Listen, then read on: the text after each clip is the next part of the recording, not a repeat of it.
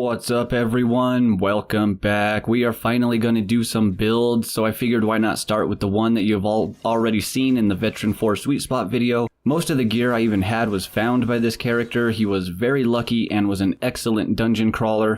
Before I lost all of my good pieces of gear, this character was the tankiest damage dealer in my entire arsenal and would just wreck the Veteran 4 dungeons. We still do okay, but just not like before. If you did not see my Vet 4 Sweet Spot video, then the reason I don't take my characters any higher than Veteran 4 anymore is because I just don't find anything anywhere else. Vet 4 is where all of my magic find is at, so I just don't need to go any higher than that. However, if you are wanting to get up to Vet 9, then with the right gear, I am sure this guy could do it just fine. I breezed through up to Vet 7 before just wanting to quit and play another character. But if the urge ever does hit me to try for Veteran plus 9, then out of all of the characters I have done, this is the one I would do it with.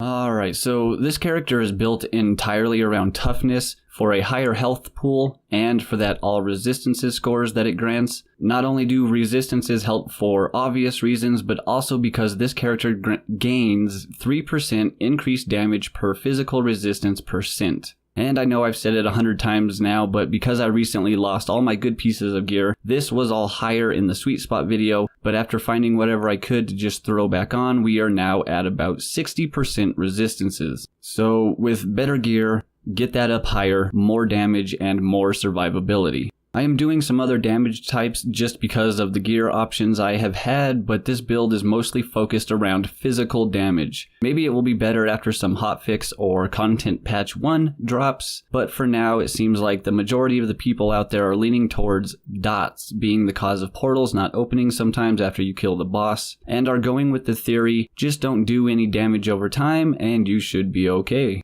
Which moves us right along to the gear. So obviously these are not the prize pieces of gear that I would like to have on this build while doing a video, but hey, we make do with what we got. So while a lot of these pieces are just whatever I have found since losing everything and are just to get us back to being able to grind, ignore a lot of the stats. In a perfect world, all the gear on this build would have plus to toughness, plus to max health, a % to all or at least to material resistances, and attack speed.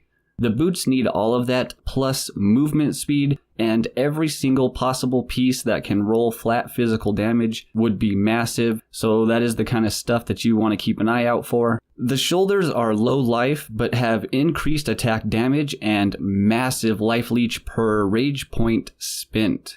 7 sisters for the global life leech and the max life, that's all really. And a seal of the arbiter adds a good chunk of melee weapon damage at the cost of losing attack speed. This ring will most likely put your attack speed modifier into the negative, and is why having attack speed on every piece of gear that you can get it on would be very helpful. O'Malley's lucky belt for the plus 20 to all attributes, and I guess the magic find. When I find one, I will put on a champion girl for the increased attack damage, hopefully one that has a flat physical roll on it. The mace I am using is just whatever I had in my stash that did the most amount of damage. It needs a higher physical damage roll. The gems that I put in are just the ones that it said did the most damage. Definitely need a new weapon for this guy, but it did the most amount of damage out of all of the one-handed melee weapons I had lying around, so this melee Spellcaster Hybrid that I named the Purifier, because I wanted to try the 7th Purifier's Legion Archive, a unique catalyst that grants increased spell and attack damage. For those who don't know, a catalyst is a one-handed, offhand weapon that grants melee and ranged characters the ability to use spells. Spells such as Bulwark of Dawn. It heals over time and is modified to grant bonus all resistance while inside the area, and to grant sacred damage to attacks while standing in the area.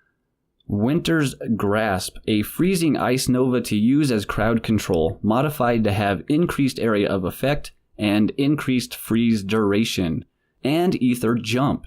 Jump through the ether to teleport to another location, modified to have increased teleport range, and can be cast multiple times at an increased cost. Our melee abilities include Wings of Ishmir, summon a giant spear and leap down on your enemies, damaging them, modified to have greater rage generation and stuns on impact. This can be used as another crowd control, but I primarily use it for rage generation and sometimes to leap out of a tricky spot. The real damage comes from Bleeding Edge, modified to have increased area of effect and to keep spinning for a short duration after being thrown at an increased cost. And because they not only protect us, but since we also gain damage from resistances, we want them to be as high as possible on our build. For that, I would recommend using either Bruiser Armor, which gives more life and less resistances, or Heavy Armor, which gives more resistances and less life. It's up to you which one you choose, and all just depends on your personal preferences. Oh, the skill tree. So this is my character's wacky-ass tree. I started in Sentinel to get that attack speed, coming across this way for some plus to toughness, and on up into Warmonger for increased material damage, which applies to physical damage and more attack damage. Then over to Soldier for toughness, maximum health, and all resistances. Across this way just to get into the Praetorian section, picking up max health, attack damage, more all resistances, and Retaliator. The node that will at least double your current damage. So this node is the only reason I decided to go with the 2 all resistance nodes here and here.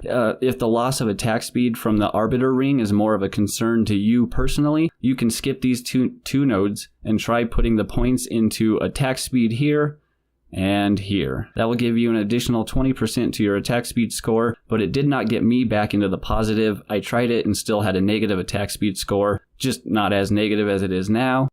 And that is pretty much it. That is our one-handed melee spellcaster. One of the great things about this game so far is the ability to customize. If you prefer having more damage with less life, then put all of your attributes into agility for dodge chance and attack speed, or put all of them into ferocity for crit chance. Do half in one, half in the other, make your character a glass cannon with lots of attack speed and crit chance. You can even go through the agility and or ferocity nodes on the skill tree instead of going through the toughness nodes. The choice is really up to you. I personally went with all toughness because it synergizes well with the Retaliator node, and because I was getting tired of being one-shotted by every single grab you with the claw and teleport you attack that the Demon of Souls do. This way you can at least take a hit and actually survive it. The life leech is there to help you get back on your feet, but if it isn't enough, then the unique shoulders grant 5% health gained per rage point spent. So you just throw a bleeding edge and you are insta-healed.